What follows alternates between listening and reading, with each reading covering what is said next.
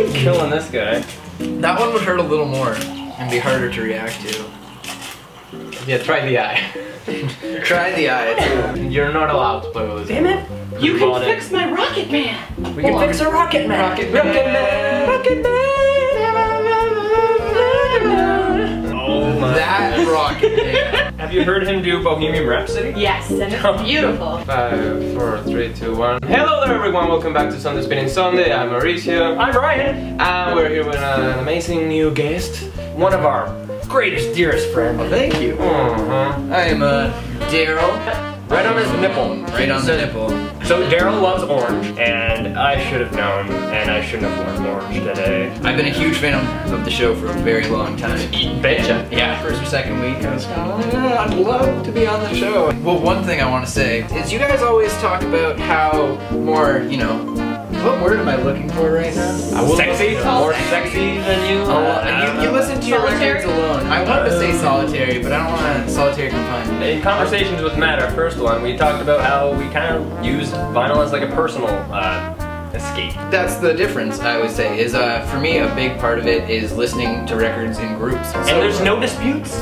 Like no one gets angry when you put on a record? I think that's the best part is you get half. So you get to play like a side, and then after that either everybody's feeling it and yeah, let's go, let's track through the other side, or yeah, let's throw some else. I mean, it's kind of more fun for me at times because then I gotta choose. I gotta pick which side I want to listen to more because it might not be there or will we want to play it again. Something that I think was discovered, I bought it kind of on a whim.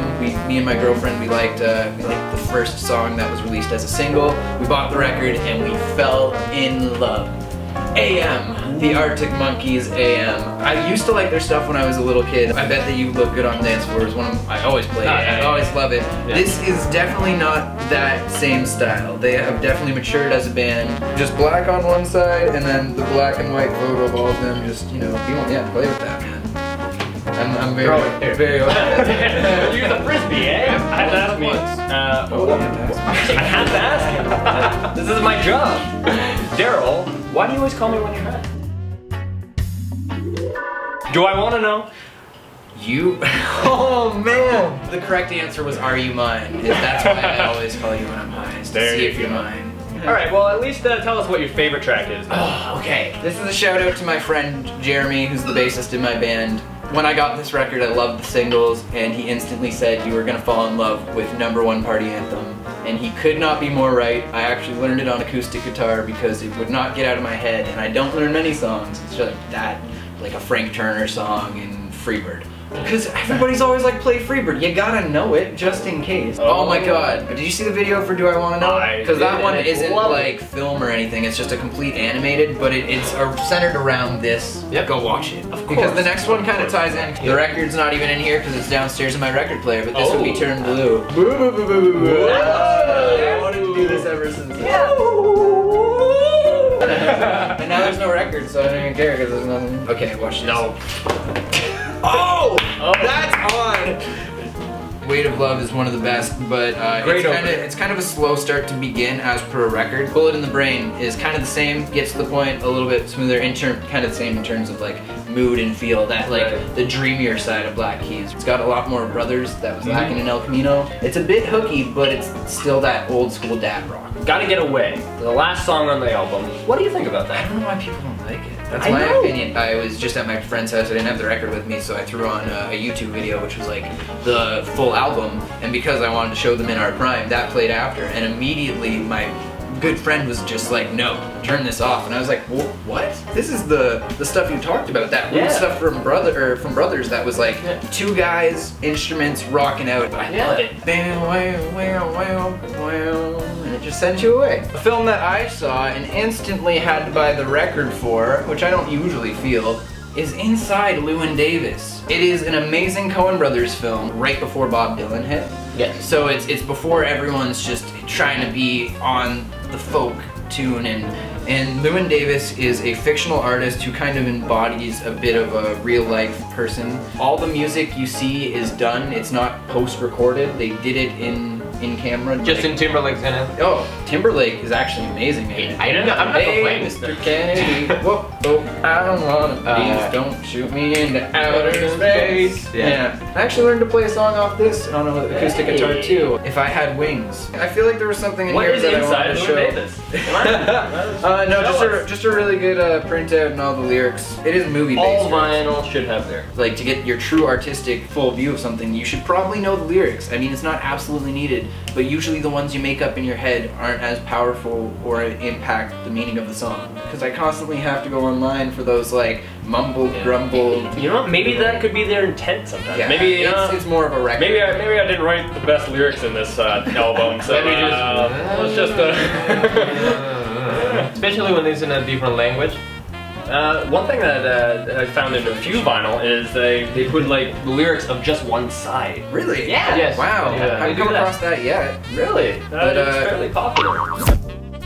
Well, Finally, Mauricio like- turned into a cat. The movie is great. Go watch the movie. go watch the And if movie. you enjoy the movie and enjoy the soundtrack, you know you can find it on vinyl. You talk about where you get your vinyl and where you visit them, but like, Yes. do you have that like dirty little secret place that you buy your vinyls? I'd have to admit that a fair amount of the vinyl you will see today is from Urban Outfitters. There's no Yeah. shame in where you get your vinyl. We talked about Urban Outfitters and we said that it's a cool place to find new vinyl, especially because they have a lot of exclusive. We talk about Lana Del Rey, Ultraviolence, and actually have some sales sometimes, $10 for a vinyl. I don't think we have any hidden gems, and if we did, we'd tell you. Okay, so the next one. I love this record so much. It is one of my all-time favorites. Up there with one of the most played records I've ever had. And that record is the 59 Sound by Gaslight Anthem. I don't know, I've never been a fan of like Springsteen or anything like that, but apparently this is very, very Springsteen. It's one of his biggest idols ever. I can listen to every single song on this and I just sing along. I love it. They kind of have the same kind of Arctic Monkeys and something. It's hard to talk about it because you love everything about it. It's hard to pick something out of all that. I don't know if you'll be able to see this, but it's got like the handwritten of all like, there's an entire verse that's scribbled out and rewritten. And you can kind of see through it, and I've actually hummed along to it in the same kind of tune, and it fits. I wouldn't quite call these guys dad rock. They're more of a, they kind of have more of a new age sound. One of my favorite songs on it, Even Cowgirls Get the Blues. It is such a like addictive. It has this like crazy nice lead guitar. It feels like old school country though, like, you know, like the 20s television, like, oh, everybody owns a farm. On Record Store Day, they had one of those like collection box sets, which was like 5 or 6 records. So I can't see any segue here. I'm just gonna jump into it. I'm a big fan of listening to the oldies. My dad always plays 1460 CJY, which is the oldie station. Through it, I picked a couple songs and I was like, hey Dad, I really like these songs. And he was like, that's crazy because they're all by the same artist. And this is the Grassroots. Nice. It's old school. It's kind of, I don't know what you call it, Beatlesy. It's kind of like hippie-like. I used to have hair like that. Yes. It's true. You did. You were close. I was close too. I donated it all. It's for a good cause, but like, That's how now I don't have a ponytail, so. Well, someone does. Yeah, somebody does. So one of the reasons I wanted to talk about this record, they weren't a huge band per se. You might know if I play a couple. So this is, it kind of goes in parts. This is the actual cover, and it kind of breaks it down. So it's like, yeah, it's nice, that's how I had corn and stuff.